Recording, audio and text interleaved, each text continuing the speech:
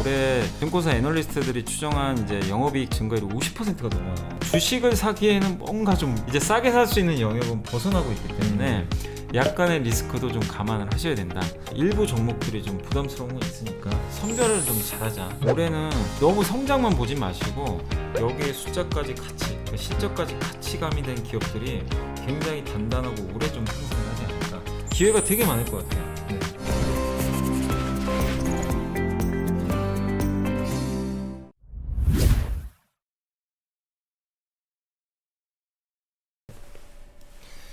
안녕하세요. 자이언트TV의 이종화 기자입니다.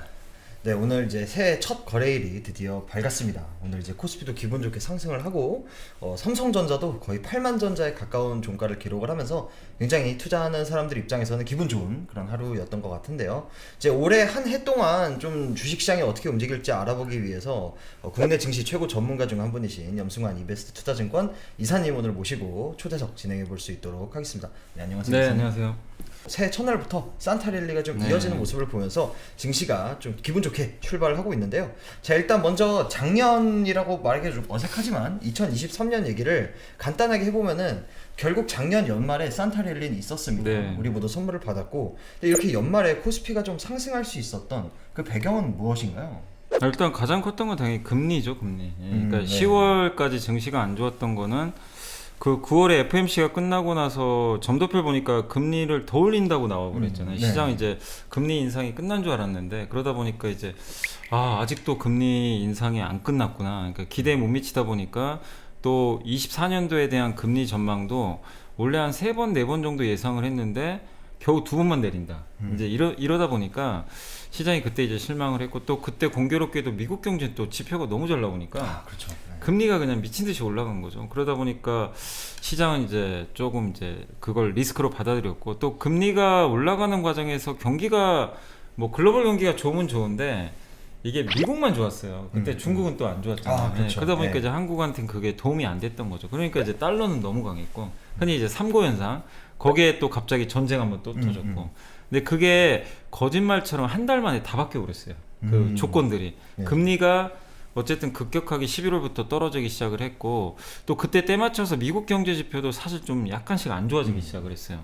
거기다가 국제 유가가 급락을 했죠. 전쟁이 났는데도 유가가 급락했던 것도 되게 컸던 것 같고 근데 이제 12월에 연준 의장님이 사실은 그 금리 인하 얘기를 할 거라고 저도 생각을 못 했거든요. 사실 직접적 얘기를 잘 안 하는 스타일이다 보니까 근데 이분이 이제 진짜 거의 직접적인 멘트를 한 거죠. 이제 금리 인하를 하겠다는 듯한 뉘앙스의 발언을 해줬고 오죽 세게 얘기했으면 그 FMC 끝나고 연준 위원들이 오히려 그거 불 끄러 다니시더라고요. 맞아요. 아니 이분 또 여러 가지 나가면서 너무 세게 나가신 거 아니야? 그래가지고 근데 그만큼 연준 의장에 좀 여유가 생긴 것 같아요. 자기가 좀 이제 이루고 싶은 걸 좀 이뤘다는 그런 목표. 자신감이 좀 자신감이 붙었어요. 네. 왜냐하면 경기는 생각보다 좋은데 물가가 잡혔어요. 그러다 보니까 이제 그런 멘트들을 좀 했던 것 같은데, 근데 그런 것들이 이제 계속 시장이 이제 이 거론이 되다 보니까 증시는 편할 수밖에 없죠. 금리 인상 끝났다. 내년에 어쨌든 몇 번 하든 말든 그건 중요한 게 아니고 어쨌든 내년에 금리 인하할 거고. 근데 미국 경기는 연착륙으로 갈 것 같고 경착륙이 아니고 그러다 보니까 달러는 약해지고. 근데 미국 빅테크는 여전히 실적 좋을 것 같고.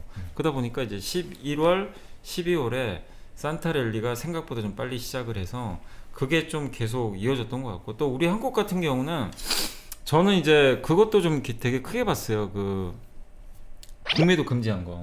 그것도 왜냐면 개인들의 심리를 바꿔버리거든요. 어쨌든 그거에다가 또 12월에 대주주 양도차익 과세 요건도 50억으로 올려줬죠. 그렇죠. 근데 그걸 보면서 느낀 게 지금 어쨌든 뭐 이유를 떠나서 지금 정부는 주식 부양 쪽으로 스탠스를 잡은 거예요. 확실히. 그건 이제 우리가 선거 영향도 물론 있겠죠. 근데 우리가 뭐 정치 얘기는 할 필요는 없고 그렇죠. 주식에 어떤 영향을 줄 거냐 이것만 분석하면 되는데 그건 당연히 플러스입니다. 그러다 보니까 그런 효과까지 맞물리면서 12월에 어쨌든 증시가 꺾이질 않고 계속해서 우상향했다. 그러니까 글로벌 매크로 환경도 좋아진 데다가 국내 내부적인 환경 또 한 가지가 수출이 좋았어요. 네. 10월부터 플러스 전환했는데 11월에 반도체 돌아섰죠. 이제 1월 1일 날 수출 데이터 또 공개가 됐지만 반도체 수출이 20%가 넘었어요. 엄청 좋다. 그러니까 굉장히 고무적인 이런 수출 데이터. 그건 뭐죠? 매크로 지표는 이제 리스크가 없어지는데 우리나라 경제 지표 중에 제일 중요한 게 수출인데 이게 돌아서고 있잖아요. 그러니까 이게 이제 맞물리다 보니까 사실 이런 조합은 너무 좋은 조합이죠. 사실. 그쵸. 예, 그래서 이 조합이 거의 2년 만에 이런 조합이 처음 나오는 것 같아요. 그래서 증시가 생각보다 굉장히 좀 견조하면서 많이 올랐다라고 좀 봐야 될 것 같습니다. 네, 여러 가지 조건이 다 맞았던 것 같습니다. 사실 9월 FOMC 이후 그때 10년물 금리가 5% 돌파하고 이럴 때만 하더라도 굉장히 좀 분위기 안 좋았는데 네, 맞아요. 이게 뭐 물가도 좀 잡히고 유가도 떨어지고 이제 12월 FOMC 이후 미국 금리 인하 기대감도 커진 데다가 우리나라 이제 수출 데이터나 이런 부분에서도 좀 긍정적으로 나타나면서 정부까지 주가 부양에 대한 의지를 보이면서 모든 조건이 맞아 떨어지면서 산타 랠리가 나타났다라는 말씀을 이제 주셨습니다. 자, 그런데 많이 오른 만큼 또 주식은 한 번씩 떨어지거든요. 영원한 상승은 없다고 생각을 하는데, 자, 그래서 많이 오른 만큼 지금 코스피의 이 레벨이 좀 부담스러운 수준은 아닌가 이런 우려도 좀 드는데, 이사님 보시기에 올해 코스피 흐름 전망은 어떤가요? 이게 근데요, 이제 부담스러울 수도 있어요. 지금 PER로 보면은 이제 확정 실적 기준으로 보면 뭐 17배, 18배 네. 나오죠. 코스피 그 증권거래소 들어가 보시면 매일매일 나오거든요. PER 데이터가. 근데 이거는 미래 전망을 한 게 아니고 그쵸. 현재까지. 네. 예, 그러면 지금 사실 작년 실적이 좋은 게 아니잖아요. 네. 근데 그걸 대입을 하면 당연히 퍼가 높을 수밖에 없어요. 그래서 너무 퍼러 보실 필요는 없는데, 근데 중요한 거는 결국엔 올해 전망이잖아요. 근데 올해 그 증권사 애널리스트들이 추정한 이제 영업이익 증가율이 50%가 넘어요.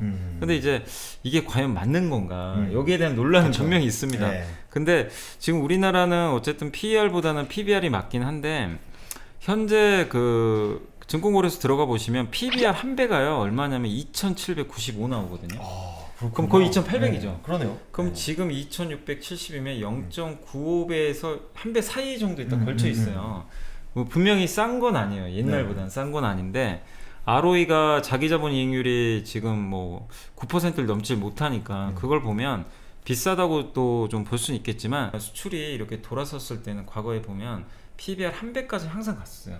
그래서 지금 수출이 만약에 유지만 잘 된다면 2,800 가는 게 불가능한 게 아니고 또 비싸다고도 볼 수 없어요. 네. 그리고 PBR 0.9배 이하에서 주식 사면 거의 성공했거든요. 네. 실패한 적이 별로 없는데, 그걸 계산을 해보면 2,520이 딱 PBR 0.9배입니다. 그러니까 이제 만약에 혹시라도 뭔가 조정이 나와서 2,500 초반으로 가면은 무서워하시면 안 돼요. 오히려 비중을 네. 굉장히 또 좋은 기회가 오는 거고. 네네. 그래서 저는 어쨌든 2,500 지금으로는 또 2,500 안 올 것 같잖아요. 그렇죠. 그러니까 네. 얼마 전만 해도 2,500이었는데 2,500을 좋아했어요. 네, 좋아했어요. 맞아요. 2,200까지 갔으니까. 맞아요. 네. 근데 이제 어느새 또 2,700이 다가오다 보니까 그런데, 어쨌든 차후에라도 2,500이 그 붙어주는 수준이 저는 한번 올 수 있다고 또 봐요. 언제든지. 근데 그런 게 왔을 때 두려워하지 마시고 기회로 활용하시면 좋겠고, 그래서 지금 2,800과 2,500 사이에서 2,000 거의 700까지 온 상황이니까 부담스럽다 뭐 이건 아니에요. 뭐 그렇다고 엄청 비싼 건 아닌데, 이제 싼 수준은 이미 벗어나고 있다. 2,800으로 갈수록은 당연히 가격 부담을 좀 느낄 수는 있으니까, 그래서 그걸 우려하자는 얘기가 아니라 2,800까지는 충분히 도달할 수 있는 우리나라의 어떤 펀더멘털은 지금 개선이 되고 있지만, 주식을 사기에는 뭔가 좀 약간의 이제 싸게 살 수 있는 영역은 벗어나고 있기 때문에 약간의 리스크도 좀 감안을 하셔야 된다. 이렇게 좀 말씀을 좀 드리고 싶습니다. 그래서 지금 지수대에서는 여러분들이 계속 뭐 저는 종목 장세는 펼쳐질 것 같은데, 그래서 더욱더 철저하게 너무 많이 오른 기업들은 좀 피하셨으면 좋겠어요. 그러니까 근데 지수가 2,700 왔는데도 아직도 주가 못 오른 기업들 많잖아요. 네, 그렇죠. 여전히 네. 주가 뭐 2,200, 300에 있는 기업들도 네. 있거든요.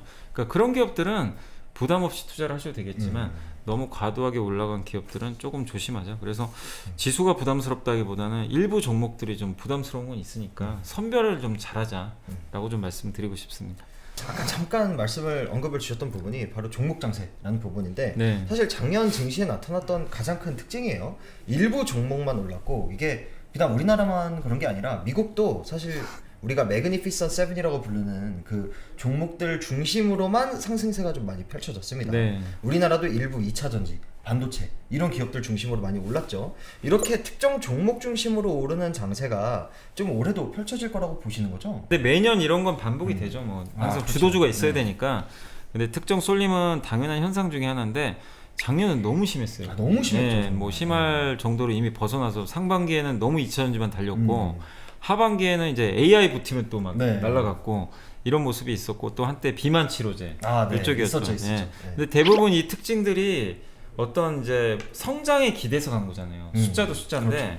약간 이제 숫자보다는 성장에 기댔는데 그 숫자보다도 이제 좀 앞선 미래를 너무 급하게 반영을 하다 보니까 주가들이 굉장히 급등하는 모습이 좀 나왔었거든요. 근데 올해는 어쨌든 주도주들도 어쨌든 또 새로운 주도주가 나올 수도 있고 쏠림 현상은 나오겠지만 작년과 다른 점은 올해 아까 제가 말씀드린 대로 그 매크로 이슈가 완화되면서 그러니까 금리가 꺾이고 있잖아요. 그러면서 PER이 올라가는 건 맞는데 올해는 저는 숫자까지도 같이 가는 그림이 나올 것 같아요. 그래서 수출이 돌아섰다는 건 우리나라 기업들의 이익이 이제 개선된다는 얘기예요. 그래서 올해는 너무 성장만 보지 마시고 여기에 숫자까지 같이, 그러니까 실적까지 같이 가미된 기업들이 굉장히 단단하고 오래 좀 상승을 하지 않을까 이렇게 보고 있기 때문에 여러분들이 매분기 발표되는 그런 실적 시즌 더욱더 좀 주목을 하셨으면 좀 좋을 것 같고 어쨌든 지금 이 23년도가 약간의 올해 뭐 금리 인하라든가 아니면 성장에 베팅해서 올라갔던 한 해였다면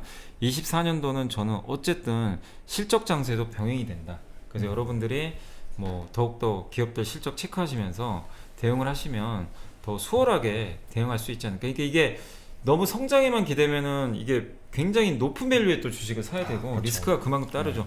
2차 전지가 물론 상반기 너무 좋았지만 하반기 왜 부러졌죠? 이게 사실은 꿈을 쫓아갔는데 하반기가 너무 안 좋았던 거예요. 네. 근데 그런 일들이 언제든지 또 발생할 수 있겠죠. 주식시장이라는 건 또 그렇게 움직이니까. 근데 작년에는 그런 것들이 좀 용인이 됐다면 올해는 야 너 실적 안 나와? 주가 올려놨는데 실적 안 나와? 그러면 또 굉장히 매몰차게 또 참가자들이 대응을 할 것 같아요. 그래서 기회가 되게 많을 것 같아요. 네. 왜냐하면 실적 시즌 보면 1분기 실적이 보통 4월, 5월에 발표하죠. 그렇죠. 네. 그리고 이제 4분기 실적 아직 발표 안 아직 안 했잖아요. 됐죠. 아직 안 근데 1월부터 또 시작을 하거든요. 그러면 1월, 2월 이 중에 다 대부분 발표할 텐데 4분기 실적 가지고 또 여러분들이 좋은 기업들 굉장히 많이 발굴할 수 있거든요. 그래서 저는 지금 좀 당부드리고 싶은 게 현금 많은 분들이 지금 굉장히 조급해요. 이거 이거 좀 진작 사놓을 걸. 근데 이게 주가 올라가는 거 보니까 또 부담스럽고 네. 2,800 왔는데 얼마 안 남은 것 같고 여기서 해야 되나 굉장히 또 고민되는데 아마 근데 사람 심리가요. 삼성전자 8만 전자 넘고요. 지수가 2,700 넘어서 2,750 가죠. 현금 있는 분들 굉장히 조급해집니다. 네. 그래서 결국 또 나가서. 사게 돼요. 네. 비싸게 사게 돼요. 알면서도. 근데 그러지 마시고 너무 그런 거에 연연하지 마시고 진짜 실적 발표하는 기업들 이렇게 잘 선별하시면 지수랑 상관없이 또 좋은 타이밍에 들어갈 수 있는 기회들은 저는 언제든지 나온다. 네. 그래서 당부드리고 싶은 거는 절대 현금 많다고 뭐 주식 비중 낮다고 너무 조급해하지 마셔라. 이렇게 좀 말씀을 드리고 싶습니다.